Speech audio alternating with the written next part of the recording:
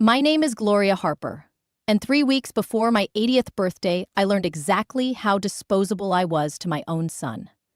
I was in the middle of folding towels on the edge of my bed when I heard voices in the hallway, and when I looked up, Bradley was standing there with two people I had never seen before, both holding clipboards and wearing those cheap plastic name tags realtors always have. I remember I tried to smile, thinking maybe they were delivering something or helping him with paperwork.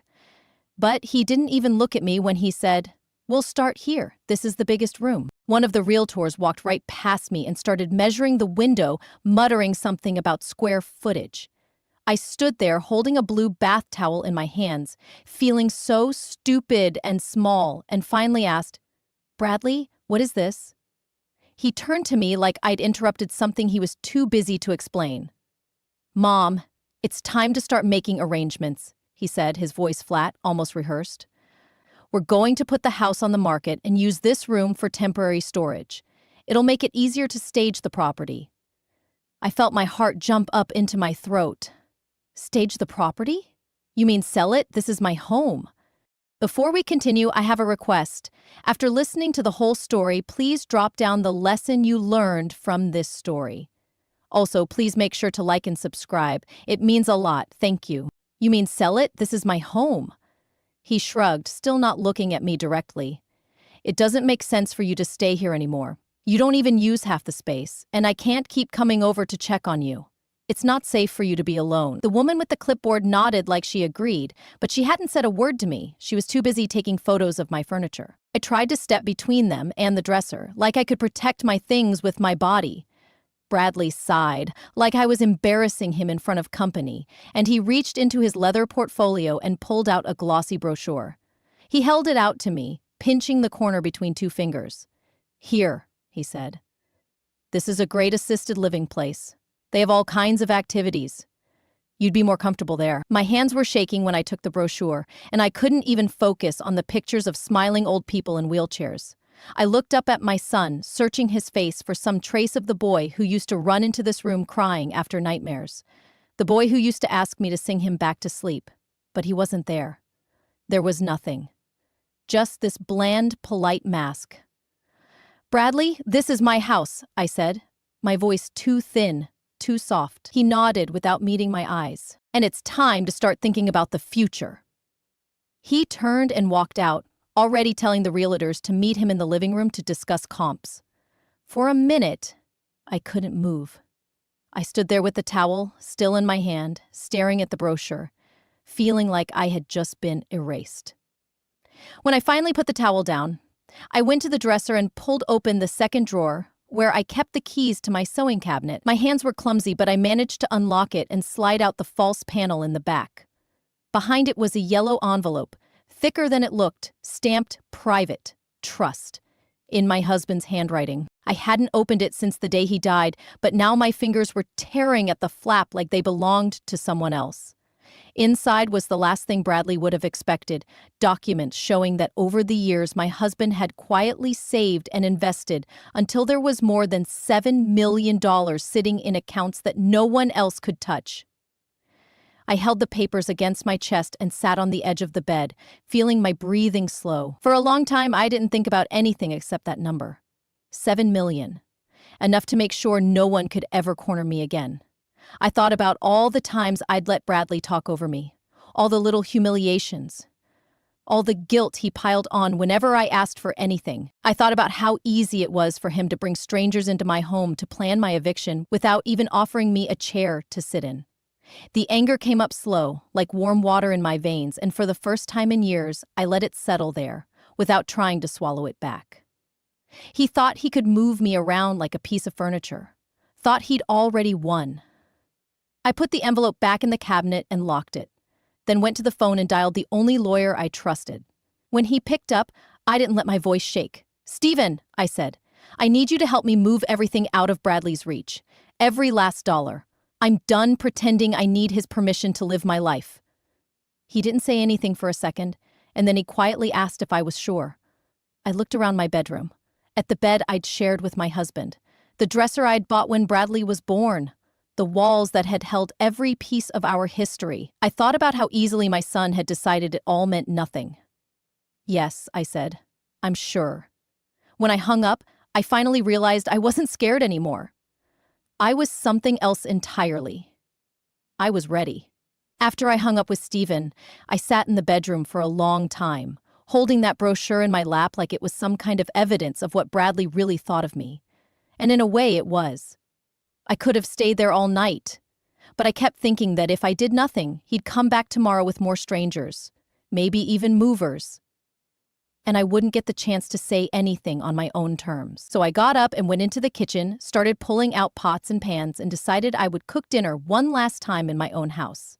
I knew he'd show up if I told him it was important, because Bradley was the type who always wanted to look like the dutiful son if anyone else was watching. I called him and said I needed to talk about the move, that I'd made dinner, and he said he'd come after work.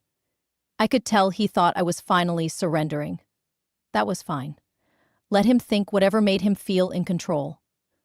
I spent the afternoon moving slow, setting the table with the good plates, polishing the silverware I hadn't used in years, wiping fingerprints off the cabinet doors.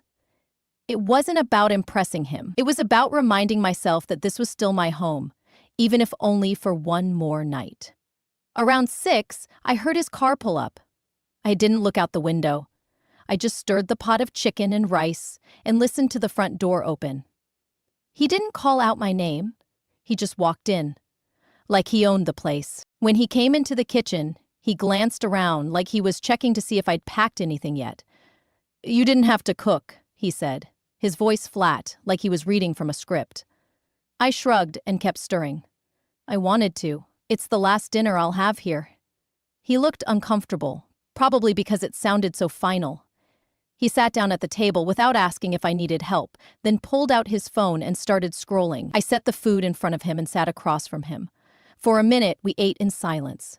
I could feel my hands shaking, but I kept my voice steady when I finally said, "Bradley, I want you to tell me why you're really doing this." He didn't look up from his phone. "I already told you. It's not safe for you to live alone anymore." "That's not true," I said. "You've never once brought up safety before. You're selling this house because you need the money." He lifted his eyes then, and I saw something shift in his expression, something tired and mean. "Mother, I'm not going to argue with you about this. You don't understand how complicated things are right now." I set my fork down. "Explain it to me." He sighed and rubbed his forehead. "Fine. Since you want to know so badly, I'll tell you. My business is in trouble. The investors pulled out, and the bank wants repayment on the loans. I have to liquidate assets to stay afloat. This house is worth more than you'll ever need, and you're just sitting here rattling around in it alone. It's irresponsible." He said it like he was scolding a child. I felt my throat tighten, but I made myself keep looking at him. "So you're evicting your mother to pay your debts." He shook his head quickly, like he didn't want to hear it put that way. "You wouldn't be out on the street. You'd be in assisted living. You'd have care. You'd be comfortable. And you'd have my house," I said. "And anything you could sell out of it." He didn't deny it. He just picked up his fork again, like that was the end of the conversation. For a minute, neither of us spoke. I thought about all the nights I'd stayed up with him when he was sick. All the times I'd worked late shifts to pay for his tuition. All the little ways I'd given up parts of myself so he could have what he needed. And now he was sitting across from me, calmly explaining that the life I'd built meant nothing compared to his bottom line. I realized then that whatever part of me had still been hoping he'd see what he was doing, that he'd feel shame or regret, was gone. I was done waiting for him to be someone he wasn't. He finally looked up again, maybe because he realized I wasn't going to answer. "I'm not the villain here," he said. "I'm just trying to be realistic." I nodded slowly, like I was agreeing, but inside, I felt something settle. A cold, clear understanding. I was alone in this, and I needed to act like it. I stood and started clearing the plates, and he didn't offer to help. He just watched me like he was waiting for me to fall apart. I didn't. I washed each dish carefully, dried it, put it back in the cabinet, and when everything was in its place, I turned to him and said, "You should go. I have packing to do." He looked surprised, like he'd expected more pleading. "I'll come by tomorrow to start going through things. he said, standing up and straightening his jacket. "I'll make sure the realtors only take what needs to be sold." I didn't answer. I just walked him to the door. He paused in the doorway and looked back at me, and for a second I almost thought he might apologize. He didn't. He just nodded once and left. I locked the door behind him and stood there with my hand on the knob, listening to the quiet. It didn't feel like my house anymore. It felt like a place he'd already stripped down to nothing. I turned away and went back to the bedroom. My hands were steady when I unlocked the sewing cabinet again. I took out the yellow envelope and laid it flat on the bed. I flipped through every page, memorizing the account numbers, the contact information, the instructions my husband had left in case something ever happened. I didn't feel sad anymore. I felt awake. I called Stephen and told him I needed the wire transfer set up by morning. Every dollar moved into a new trust in my name only, with a Florida address. He asked if I was certain. I told him I'd never been more certain of anything. We talked through the logistics, how the money would be split between liquid cash and protected investments, how I'd have to sign documents first thing in the morning, how to set up phone forwarding, and close all the shared accounts Bradley might try to access. When we were finished, he said he'd have everything ready by 9. I thanked him and hung up. I sat there for a minute, just breathing, and then I got up and started packing. I didn't pack everything, just the things that mattered to me. My wedding ring, the photograph of my parents on their wedding day, the gold watch my husband used to wear every morning, a few clothes, the soft blue sweater I always wore when I wanted to feel like myself. It was easier than I thought it would be. By midnight, I had everything I needed in 2 suitcases. I stood in the doorway and looked at the room one last time, and I felt nothing. Not sadness, not regret, just the knowledge that I was finally doing what I should have done a long time ago. I turned off the light and went to bed without setting an alarm. Tomorrow, I would disappear, and for the first time in my life, it would be entirely by choice. When I woke up the next morning, it took me a few seconds to remember why my heart felt so calm and heavy at the same time. I sat up in bed and looked at the 2 suitcases lined up by the closet door, and I knew there was no going back now. I didn't feel scared, just focused. I got dressed in the same clothes I'd worn 1,000 times, black slacks, a soft blouse, flat shoes I could walk in. And then I sat at my little vanity and brushed my hair like it was any other day. I didn't want to look different or give Bradley any hint that I was about to disappear. When the clock on the dresser said 8:30, I called the car service I'd arranged with Stephen's help. The driver answered right away and confirmed he'd be waiting around the corner at precisely 10 o'clock. I thanked him and hung up. My hands were steady as I walked through the house one last time, checking to make sure I hadn't left anything that mattered. The kitchen was clean. The living room looked exactly the way Bradley liked it when he came over. No clutter, nothing personal left on the tables. I knew he'd walk through here later and think I'd accepted his plan. That was the only comfort I had. I went back to the bedroom and picked up the zipped compartment of my carry-on. I didn't dare leave it anywhere else. By the time the doorbell rang, I'd already rehearsed every word I would say. I opened the door and found Bradley standing there alone, dressed in his suit and holding a takeaway coffee in one hand. He looked at my suitcases and then back at me, and for a moment I saw confusion flicker across his face. "You're packed already," he said. I nodded like it was nothing. I thought it would be easier this way. He shifted the cup to his other hand and glanced into the hallway behind me, probably looking for boxes or signs that I'd left anything he might need to catalog for sale. "I appreciate you cooperating," he said. I didn't answer. I just stepped aside so he could come in. He walked past me, scanning the room like he was already making an inventory. I could feel something cold settle behind my ribs, something final. "I arranged a farewell brunch," I told him, keeping my voice as even as I could. "Just some neighbors and Marjorie from church. I thought it would be nice to say goodbye properly." He looked surprised, but not opposed. "That's fine. When is it?" 11, I said. "You can stay if you want." He hesitated, probably trying to decide whether he should play the good son in front of witnesses. He finally nodded. "I'll stay for a bit." He walked into the kitchen and set his coffee down on the counter. "I have a call at noon. I'll need to step out." "Of course," I said, "whatever you need." I turned away before he could see my face. I went into the living room and picked up the small guest book I'd kept in the entryway since Bradley was a boy. I flipped through the names, all the signatures from people who'd come here for birthdays and holidays. For a second, I thought about leaving it behind, but in the end, I tucked it into the side pocket of my suitcase. It was mine. Just like this house had been mine. I wouldn't let him decide what I was allowed to remember.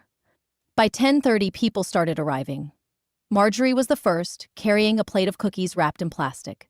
She hugged me tightly, her voice thick as she told me how much she'd miss seeing me every Sunday.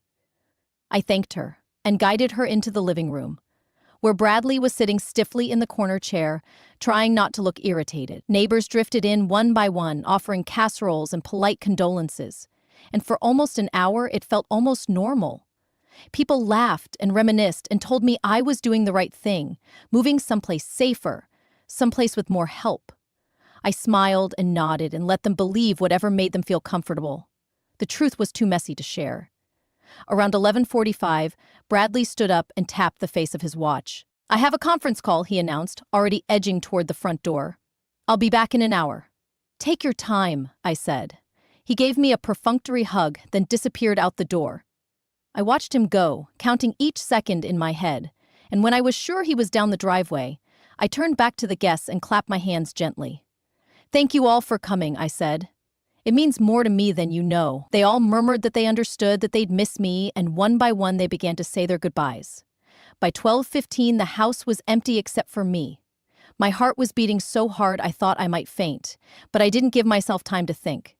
I picked up my carry-on, pulled the handle up, and rolled it to the back door. I left the larger suitcase by the hallway, exactly where Bradley would expect to find it later. It was only half full of old clothes and a few books I didn't care about. Nothing he could use against me. I took one last look around the kitchen, at the clean counters and the guest book still tucked under my arm, and I knew I was ready. I set a single envelope on the kitchen table with his name on the front. Inside was a handwritten note.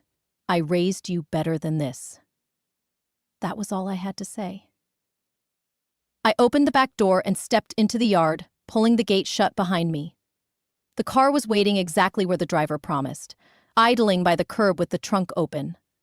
He didn't ask any questions when he took my bag. He just nodded respectfully and opened the back door for me. I climbed inside and shut it firmly, and as we pulled away, I didn't look back at the house. I told myself I wouldn't cry, and I didn't. I sat with my hands folded in my lap, feeling every mile we put between me and the place I'd spent most of my life. When we reached Stephen's office, he was waiting for me in the lobby with a folder in one hand and a look on his face like he wasn't sure if he should congratulate me or worry. I signed every document he slid in front of me. The wire transfer went through in less than 15 minutes. $7 million shifted from the accounts Bradley thought he could access into a Florida trust, with my name and no co-signers. Stephen walked me through everything again, made sure I understood how the trust worked, how the money would be divided into liquid assets and protected investments, how I would be able to access what I needed without leaving a trail Bradley could follow easily. When he was sure I understood, he closed the folder and looked me in the eye. "Are you sure about this?" he asked quietly. I nodded without hesitation. "I'm sure." He offered to call the car service again, but I told him I already had a cab waiting, and I didn't want to linger. The longer I stayed, the more likely Bradley would realize something was wrong. By 1:30, I was at the airport, sitting in a quiet corner near the gate with my boarding pass tucked into my purse. My flight to Sarasota left in an hour. I kept my phone on until the last possible minute, just in case there was some emergency I hadn't predicted. At exactly 2 o'clock, it rang.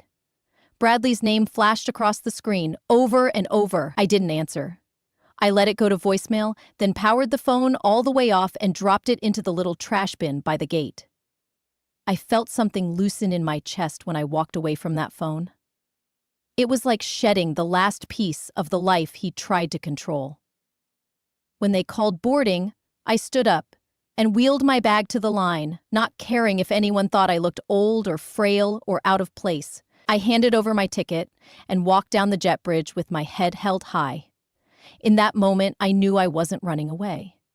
I was finally running toward something that belonged only to me. When I stepped off the plane in Sarasota, I didn't feel like an old woman who had run away from her family. I felt like a person who had finally stopped waiting for someone else to give me permission to live. The airport was smaller than I expected, and I was glad for that because it made it easier to blend in, to look like any other retiree arriving to start a quieter chapter. I collected my carry-on and walked straight past the rental car counters to the taxi line, where I gave the driver the address of the temporary condo I'd arranged through a real estate agent Stephen had recommended. The woman had been polite on the phone, surprised when I told her I needed a furnished unit immediately and that I would pay 6 months upfront in cash. She didn't ask questions, only confirmed the location, and assured me the keys would be waiting in a lockbox by the door. The ride across town was quiet. I kept my hands folded in my lap, thinking about the details I still had to arrange before Bradley realized what I'd done. I needed a new phone, a local bank account, a P.O. box, and a plan for the rest of the money that wouldn't look suspicious if I used it in pieces. I was determined that he would never get his hands on any of it. When the taxi pulled up in front of the building, a simple 3-story place with clean sidewalks and wide hallways, I paid the fare and retrieved my bag. Inside, the condo was small but spotless, with just enough furniture to feel lived in without any personality. I stood in the entryway for a long moment, breathing in the reality that this was now my space, no one else's. I found the lockbox as promised, took the keys, and let myself in. The first thing I did was take out the yellow envelope from my carry-on and place it inside the top dresser drawer, under a stack of folded towels. I knew hiding it there wasn't perfect, but it was better than carrying it around in my purse. After that, I sat on the edge of the bed and started making a list of everything I needed to do before nightfall. I called a taxi again to take me to the cell phone store, where I bought a prepaid phone with a Florida number and paid cash for 6 months of service. The young man behind the counter tried to upsell me on an unlimited data plan, and I smiled and told him I wouldn't need it. When I left, I went to a small branch bank, where I had made an appointment under my new trust name. The banker was polite and efficient, never blinking when I handed over my identification and the papers Stephen had prepared. By the time I walked out with my account set up and a debit card that would arrive in the mail, I felt more secure than I had in years. It was almost evening when I returned to the condo, carrying a bag of simple groceries and a folder of paperwork. I put the food away, sat at the kitchen table, and called Stephen on the new phone to let him know everything was in place. He sounded relieved. "Bradley has been trying to reach me," he said. "I've told him I'm not authorized to share any details." I felt a small satisfaction hearing that. "Thank you," I told him. "If he contacts you again, tell him I'm safe, and that's all he needs to know." Stephen said he would. When we hung up, I realized that for the first time since this all began, I had no more immediate tasks to check off. I could sit in the quiet and not be afraid of what would happen if I stopped moving. I made myself a simple dinner, just soup and bread, and ate it slowly while I looked around at the blank walls and thought about how I would fill them with things that mattered to me instead of reminders of a life that was already gone. Later that night, I sat on the small balcony with a cup of tea and dialed Marjorie's number from memory. When she answered, she sounded startled to hear my voice, and I knew Bradley must have told her I'd gone to assisted living or something equally convenient. "I'm fine," I said before she could ask. "I'm safe. I just needed to go where no one could decide for me anymore." She was quiet for a moment, and then she said she was proud of me. It surprised me how much that meant. We didn't talk long, just enough to reassure her I hadn't lost my mind, that I knew exactly what I was doing. When I hung up, I felt a little lighter. The next morning, I woke early and started exploring the neighborhood on foot. There was a small grocery store around the corner and a cafe that smelled like fresh bread when I passed. I stopped in to buy coffee and ended up talking to the woman behind the counter, Renee, who introduced herself and asked if I'd just moved to town. I told her I had, and she asked if I was visiting or staying. "Staying," I said, and she smiled like that was the right answer. Over the next week, I went back every morning. Renee always greeted me by name, and I learned she was a single mother with a teenage son named Marcus, who liked to skateboard in the parking lot behind the shop. One afternoon, she invited me to sit down for a few minutes since the cafe was nearly empty. We talked about little things at first. how hard it was to find decent help, how expensive everything seemed lately. But eventually, she asked if I had family nearby. I looked down at my hands and said, "No, not anymore." She didn't press, and I was grateful for that. Instead, she told me about Marcus and how she'd left her own mother's house after an argument that never really healed. Listening to her, I realized how common it was for people to drift apart, to feel like they owed each other more than they could give. It didn't make what Bradley had done any easier to forgive, but it reminded me I wasn't the only person in the world trying to start over. That small comfort helped. One afternoon, I came home to find an envelope propped against my door with no return address. For a second, my heart jumped, and I almost didn't pick it up. When I finally unfolded it, I saw Bradley's handwriting. It was just one page, but the words felt heavier than any I'd read in a long time. "You have 30 days to return, or I will petition the court to declare you incompetent," it read. No greeting, no signature, just a threat. My hands were steady as I folded the letter and placed it inside the drawer with the trust documents. He was showing me exactly who he was. Part of me felt a surge of relief that I hadn't imagined it, that I hadn't overreacted. This was the proof. That night, I called Stephen again to tell him about the letter. He said Bradley must have retained counsel and was preparing to file for emergency conservatorship. I asked if there was anything I needed to do right away, and he told me not to worry yet. "It won't happen overnight," he said. "He has to prove you can't take care of yourself." I thanked him and hung up. Afterward, I sat at the table in the dark, thinking about what it would mean if Bradley tried to drag me back. I knew I would never let that happen. I'd come too far, given up too much of myself already. If he wanted a fight, he'd get one. But this time, it would be on my terms. I didn't sleep much after I read Bradley's letter, and by morning, I'd already decided that I wasn't going to spend my days hiding behind a locked door, waiting for another envelope to show up. I called Stephen first thing and told him I wanted to know exactly what my rights were if Bradley tried to have me declared incompetent. He explained that he would have to file in the Florida courts, that there would be a formal evaluation, and that in the meantime, I had every right to manage my affairs and live wherever I chose. Hearing him say that out loud steadied me. It also made me realize that I didn't want to be alone if Bradley decided to show up unannounced, so I called Eddie, the security consultant Stephen had recommended before I left. I hadn't followed through at the time because I thought moving out of state would be enough to protect me, but clearly I'd underestimated how determined Bradley was to control everything.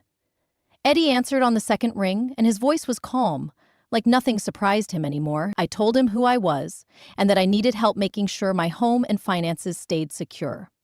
He asked a few questions about my situation and said he could be at my condo by the afternoon. When he arrived, he was dressed in plain clothes, carrying a small black bag that looked like it might have a laptop inside. He didn't waste time with small talk.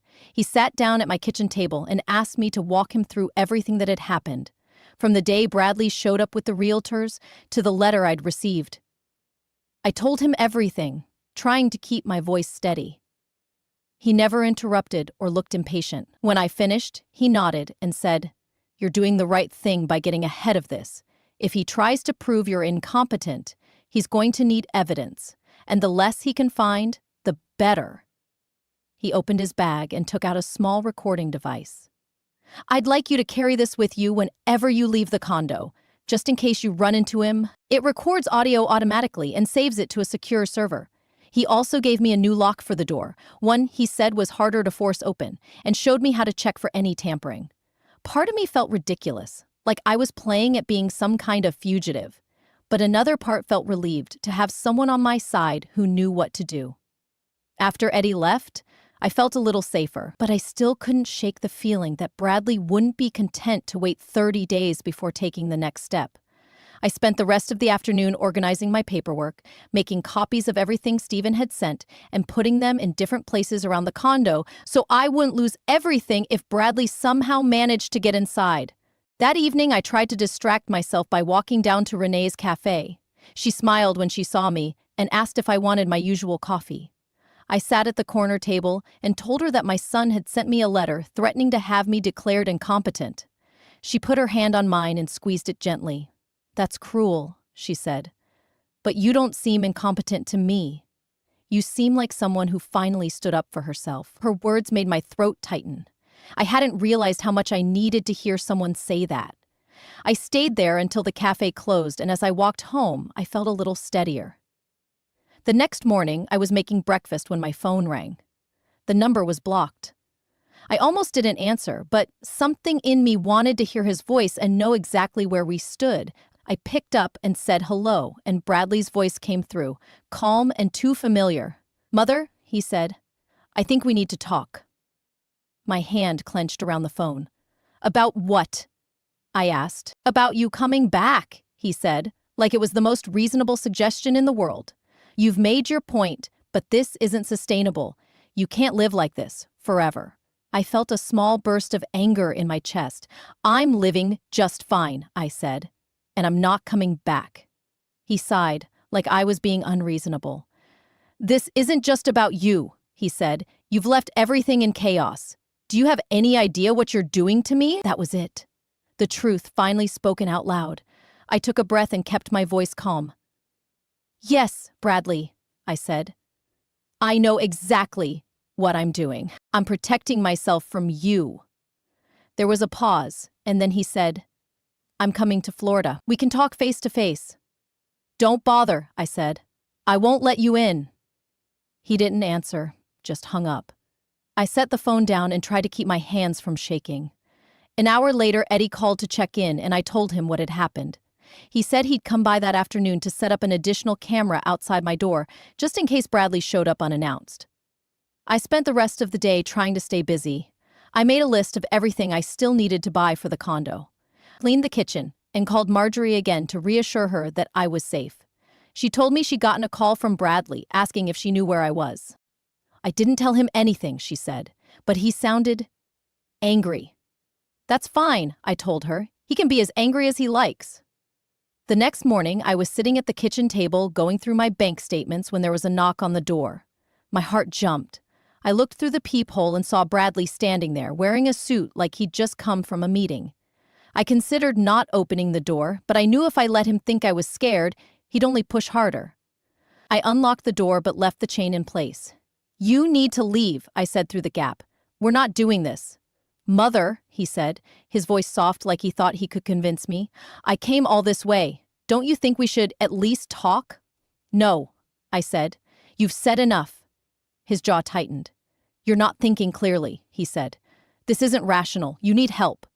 "I have help," I said. "I have everything I need." "You're proving my point," he snapped. "This is exactly why I have to take control of this situation." He reached for the door handle, but the chain held. "Go away," I said, "or I'll call the police." He took a step back and looked me up and down, like he was assessing whether I really meant it. "I'll see you in court," he said finally, and turned to leave. I closed the door and locked it again, my hands steady even though my heart was pounding. 10 minutes later, Eddie arrived. He'd been driving over already when I called to say Bradley was at my door.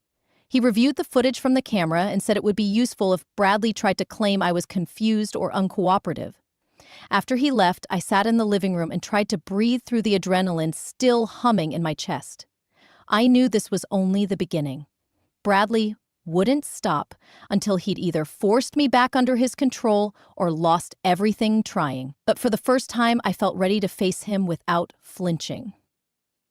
I poured myself a glass of water, sat at the table, and wrote down everything that had happened in case I needed to testify. If he thought I was going to be intimidated back into silence, he didn't know me at all. I woke up the morning after Bradley came to my door, feeling like I had already fought a war and was still standing, but I knew the real fight hadn't even started. When I checked my phone, I saw an email from Steven marked urgent, and before I even opened it, I knew what it would say. I sat down at the kitchen table and clicked it open, reading line by line as he explained that Bradley had filed the conservatorship papers in Florida court and that I was officially being served. My hands were steady as I finished reading, because in some way I had been waiting for this moment from the second I decided to leave. The papers came in person that afternoon, a courier standing there with a manila envelope that felt heavier than it should have. He didn't look me in the eye when he handed it to me, just mumbled that he needed a signature. I signed, closed the door, and carried the envelope to the table. When I pulled out the documents, I saw that Bradley's lawyer had included a declaration claiming I was no longer capable of making sound decisions about my finances or my living arrangements, that I was vulnerable to exploitation, that I had disappeared without notifying anyone, and that I was at risk. He didn't mention that I had called him and told him exactly what I was doing, or that he had threatened to take everything if I didn't comply. I read every line slowly, making sure I understood what he was accusing me of. And by the time I finished, my anger had settled into something like determination. I called Stephen and told him the papers had arrived. He said he'd already been notified by the court and that he would file the response immediately. He asked if I was ready to testify if it came to that, and I told him I had been ready the moment Bradley tried to erase me from my own life. Over the next week, we prepared everything meticulously. Stephen gathered all the records proving I had arranged my move independently, that I had hired professionals to manage my finances, that I had made every decision without coercion. He had Eddie prepare a sworn statement describing the day Bradley tried to force his way into my condo, and I wrote my own affidavit, explaining step by step why I had chosen to leave and how I had taken care of myself every day since. When the court date arrived, I put on the same blouse I had worn when I signed the trust papers and looked at myself in the mirror for a long time. I didn't see a frail woman who couldn't manage her own affairs. I saw someone who had survived losing a husband, raising a son alone, working until she had nothing left to prove to anyone. The taxi ride to the courthouse was quiet. I carried a small folder with all my documents and a single photograph of my husband, tucked behind the papers like a reminder that he would have stood beside me if he were still here. When I walked into the courtroom, Bradley was already sitting at the petitioner's table with his lawyer, wearing the same suit he always wore when he wanted to look respectable. He didn't look at me as I sat down with Stephen. The judge called the hearing to order and began by asking Bradley's attorney to present their case. The lawyer stood and started listing every accusation I had already read, that I had fled the state, that I had abandoned my obligations, that I was incapable of managing a substantial estate. As he spoke, I felt my hands tighten in my lap, but I kept my face calm. When he finished, the judge turned to Stephen and asked for our response. Stephen stood, his voice steady and clear, and began presenting every piece of evidence we had collected. He showed the proof of the trust, the receipts for the condo, the signed affidavits, and finally, the recording Eddie had taken when Bradley threatened to take control of everything. When the audio played in the courtroom, Bradley's voice filled the space, flat and unmistakable. "This isn't rational. You need help. You're proving my point." And then, clear as day, when I told him I wouldn't come back, "This is exactly why I have to take control of this situation." I didn't look at him while it played, but I could feel the heat of his embarrassment across the room. When the recording ended, the judge looked down at the papers in front of her, then back at me. She asked me directly if I wished to say anything. I stood up, holding the edge of the table so my knees wouldn't give out, and I told her the truth. I told her that I had spent my life providing for my son, making sacrifices so he could have a future, and that when I finally needed to be left in peace, he tried to take everything I had left. I said I had not run away because I was confused or incapable. I had left because I knew if I stayed, he would take away my right to decide what my own life looked like. My voice didn't shake once. When I sat down, the judge was silent for a long moment. Then she said she was ready to make her ruling. She stated clearly that there was no evidence I was incapacitated or incompetent, that I had acted within my rights, and that Bradley's petition was denied in full. She issued an order prohibiting any further attempts to control my finances or living arrangements without substantial new evidence, and she warned Bradley that any further harassment could be grounds for legal action.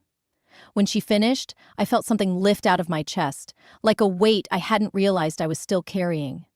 Bradley didn't look at me as the judge adjourned. He gathered his papers quickly and left the courtroom without a word. I stayed seated for a moment longer, just breathing, and then Stephen touched my shoulder gently. "You did it," he said. "It's over." I nodded, but I knew it wasn't completely over. Nothing with Bradley would ever be truly finished. But for the first time, he had been forced to face me as an equal instead of someone he could bully. Outside the courthouse, I stood in the sun and called Marjorie to tell her what had happened. She cried when I told her the judge had ruled in my favor. "I'm proud of you," she kept saying. "So proud." When I hung up, I called Renee next. She told me she'd saved me a seat at the cafe if I wanted to come by. I told her I would. The taxi dropped me off in front of the little shop, and when I walked in, Renee hugged me without asking any questions. She poured me a cup of coffee and set a slice of pie in front of me, and for the first time in months, I felt like I could sit still without waiting for something to fall apart. Later that evening, I went home to my condo and opened the drawer where I'd kept Bradley's letter.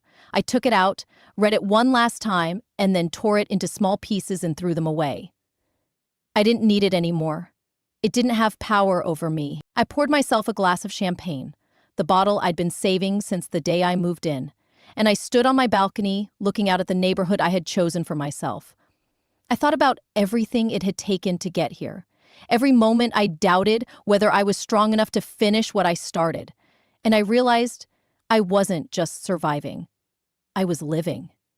When I finally went back inside, I felt something I hadn't felt in years. Peace. Not because everything was perfect, but because I knew no one could ever again take away the life I'd claimed for myself.